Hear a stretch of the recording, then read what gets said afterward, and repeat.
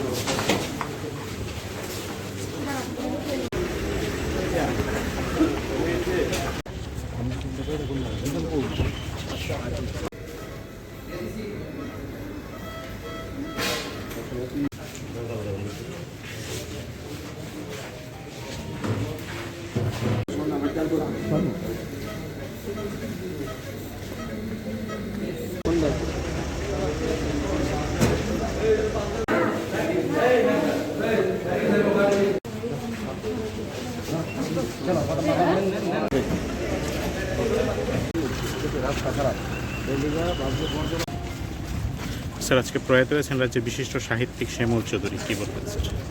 আমাদের রাজ্যের বিশিষ্ট লেখক, সাহিত্যিক এবং বুদ্ধিজীবী শ্যামল চৌধুরী, আমাদের মাননীয় মন্ত্রী সুশান্ত চৌধুরীর পিতা, আজ ভোরবেলা উনি প্রাণত্যাগ করেছেন দীর্ঘ রোগভোগের পর।